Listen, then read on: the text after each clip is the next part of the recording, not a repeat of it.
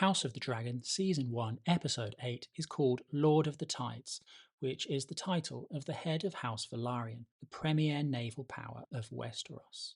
This is the second episode in a row titled after something to do with this family, showing how tightly bound they are to the Targaryens. And the position of Lord of the Tides, not Corlys Velaryon himself, the position of Lord of the Tides is the plot device, the MacGuffin that gives the green and black factions one last opportunity to play the Game of Thrones against each other, or, from Viserys' point of view, one last chance to work through their differences. We begin 6 years on from the previous episode. Corlys has been absent from Westeros all that time, is rumoured to be near death, and the question of his succession suddenly becomes urgent. In the previous episode, it was discussed that Corlys wants his grandson Luke, Rhaenyra's second son, to succeed to the Driftwood throne. Lucerys is still only in his mid-teens, which in a medieval society means he's got a lot to prove, and Corlys's younger brother Vaemond sees an opportunity to slide in there. We see him and Rhaenys have a tense confrontation on Driftmark, with Vaemond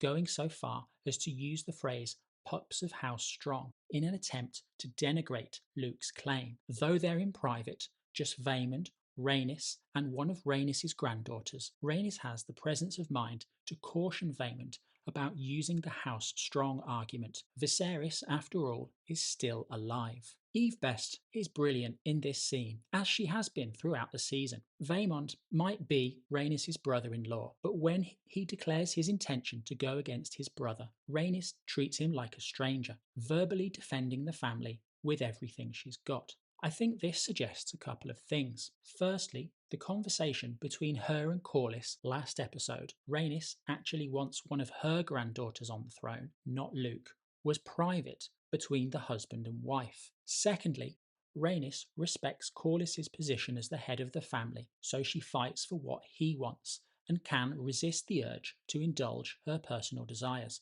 unlike other characters. Corlys and Rhaenys are very much the most solid couple and in some ways the moral centre of the series so far. Viserys and Alicent have some tender moments, but it's a bit icky overall. Their relationship feels compromised by the Hightower manoeuvring, and Rhaenyra lies so much. She even lies to her husband when she doesn't need to. Of all the strong female characters that House of the Dragon has, there is some reluctance to examine the morality of their actions. Maybe I'm being a bit unfair. The girl boss phenomenon is not just a problem for House of the Dragon, but with Rhaenys, she just feels so much more morally consistent and realistic than the other female characters. She just wants the best for the people she loves. The writers seem to have accidentally written a woman who mainly wants to be a supportive wife. Was that on accident? I think her daughter Laena, though in the show briefly, treated Daemon with similar kindness. Their relationship felt like one of people who treated each other mostly with open respect, much more than Rhaenyra's marriage or even Alicent's. I think we've seen the way that Laenor essentially broke down under the pressure that Rhaenyra subjected him to. The Velaryons just seem like morally much better humans than the Targaryens. Maybe there's something about the Velaryon situation that makes it more straightforward to write these characters with decent morals. Or at least they have decent morals until Vaemond pops up, breaks this pattern, and makes his play for the Driftwood throne. He says he's going to King's Landing to discuss the situation, banking on the fact the Greens will want Driftmark on their side in the war everyone thinks is coming. Before we head to King's Landing, we also get some time on Dragonstone to catch up with the Blacks. They hear what Vaemond is going to do. Rhaenyra feels she's got no choice but to go as well, even if King's Landing is viewed as under control of the Green faction. We spend some time with Daemon, who collects a few eggs that Syrax has laid and puts them to warm with the Dragon Keepers. Rhaenyra's eldest son Jace is trying to learn some Valyrian. Why has he waited until adulthood to learn a new language? It was established in an earlier episode that Jace has long guessed who his father really is. So yes, Valyrian is a way to bolster his claim, but he really should have started learning it 10 years ago. We also get a short scene at the small council in King's Landing. Alicent sits in the king's chair, presiding over an unhappy bunch. Lord Beesbury is clearly losing his mind. Jasper Wilde and Tywin Lannister are having an argument which seems to be some kind of ongoing feud rather than just about this one meeting. Alicent calls the meeting to a close when one of the Kingsguard brings news of a delicate matter. The delicate matter is Alicent's degenerate eldest son, who has done unspeakable things to his wife's maid. Aegon has grown into a degenerate in most of the ways it's possible to be one, which is bad, seeing as he's the figurehead of the Green faction. Alicent comforts the maid, gives her a bag of cash. Olivia Cooke does a good job of being exasperated and sad in the role, which is what the script seems to call for. What's going on with Alicent and Aegon? Also, why are the writers adding yet another scene of Alicent walking in on her son naked? Thank you, script writers. That's not weird and uncomfortable at all. Dealing with her terrible son means Alicent is not available to greet Rhaenyra and Daemon as they arrive at King's Landing. The couple take advantage of Alicent's absence to go and see Viserys. Poor Viserys. The guy looks awful. He's lying in bed, half his face covered in bandages, and asks who goes there as his brother and his daughter enter the room. This is an important theme in the episode, whether or not Viserys recognises who he is speaking to. Daemon quickly works out that his brother is spaced out on milk of the poppy. I guess this could be justified as medically necessary, but Rhaenyra and Daemon are worried about the political implications. A spaced out Viserys isn't in control of the Red Keep, of the decisions that get made, and they need him to make the right decision about the future Lord of the Tides. It's a nice scene, with the mix of the personal and political. Viserys meeting his grandchildren and pointing out how the eldest will be king, as well as a father-daughter moment. When Daemon sniffs the milk of the poppy,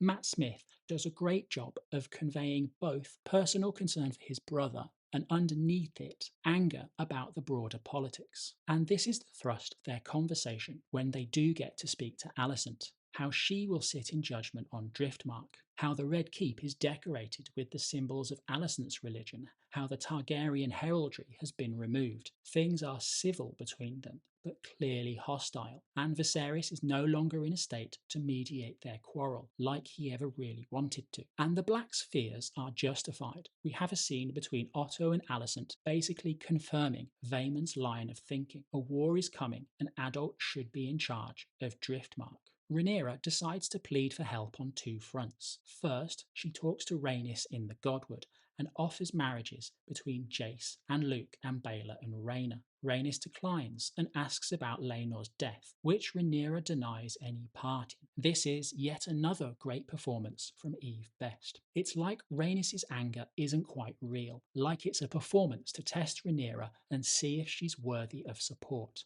A bit like Great John Umber and Robb Stark. Rhaenys has maybe already decided, but she needs to be sure. Next, Rhaenyra goes to see her father and begs him to intervene in the dispute. He's so out of it, Viserys isn't sure who he's talking to at first. Rhaenyra confronts him. You divided the realm by making me heir. It's a heavy burden. She needs him to do a bit of follow-through on his decision and defend her.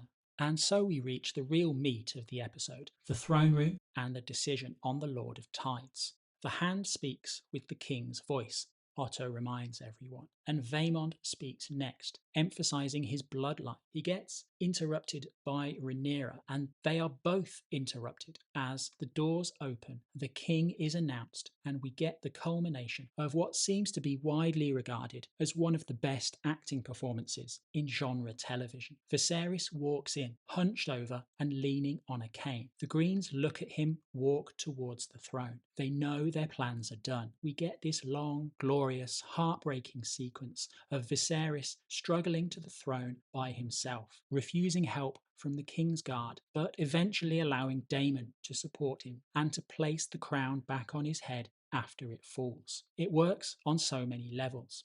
It works for Daemon, who seems to accept that the big brother is the rightful king. It works for Viserys, who's finally standing up for what he believes. It highlights Viserys' basic goodness compared to the people around him and what's going to follow in the wake of his death. Yeah, we've got 2 more episodes in the first season, but they're the brief quiet in between 2 storms. This walk to the throne, this last chance for Viserys to have an impact on the course of events, is the emotional climax of the season. Once he's settled in, Viserys expresses some confusion. He thought the matter of the succession of Driftmark was settled. He sees his cousin Rhaenys in the crowd and asks her opinion. Rhaenys says she thinks Lucerys is the heir and announces the marriage that Rhaenyra proposed in the Godswood. Presumably, she now feels it's safe to choose a side, cut Vaemond completely loose. Vaemond starts to make his case again, almost immediately goes to the place Rhaenys warned him about, the pups of House Strong.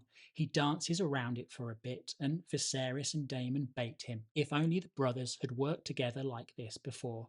They bait him until Vaemond says it loudly and directly. The kids are bastards, and Rhaenyra is a garden implement. Viserys is clearly furious and wants Vaemond's tongue. Daemon goes a step further and decapitates Vaemond entirely. Here we get an interesting shot of Aemond, Alicent's second son, who watches Daemon act and clearly loves it, smiling like a child who's just been gifted a puppy for the first time. It's a huge contrast to the Aemond we saw in the training yard earlier, battering Criston Cole relentlessly and inviting his cousins Jake and Luce to get a battering as well. He's basically Daemon's biggest fanboy, gushing at the sight of him in action performing violence.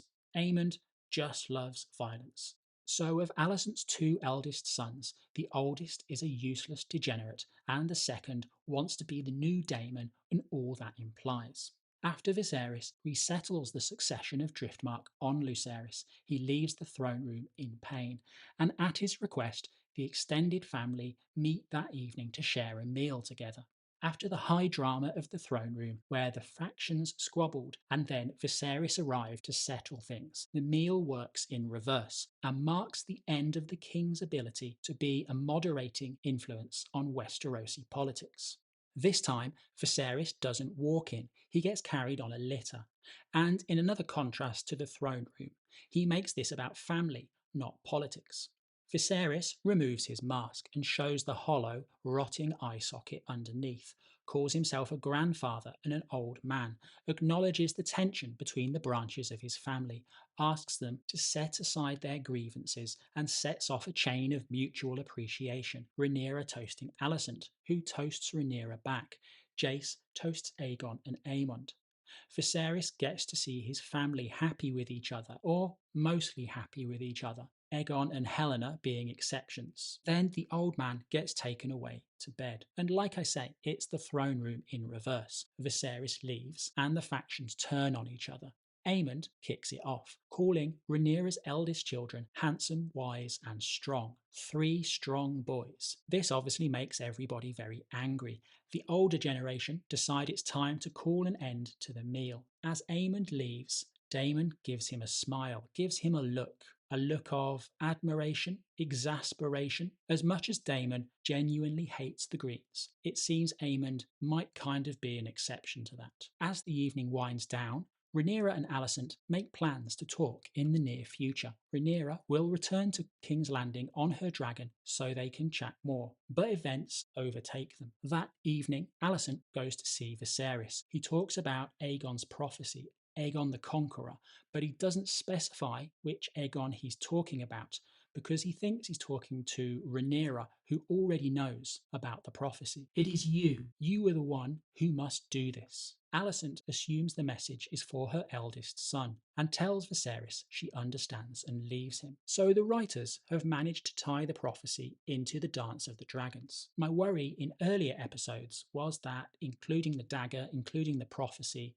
would just be a random call out to the original show. I guess it gives some structure to the plot, makes it about a bit more than naked ambition, introduces an element of justification for Alicent in particular, I think, even if it's a mistaken justification. And finally, the episode ends with Viserys, alone in the dark, saying, "My love," as his life slips away. I guess that must be his wife, Emma. And that is Season 1, Episode 8 of House of the Dragon. It puts a cap on a magnificent performance by Paddy Considine, holding the story together and keeping the two factions mostly apart. It's the end of the beginning. Now the Dance of the Dragons can really begin. Thanks very much for watching, and see you next time.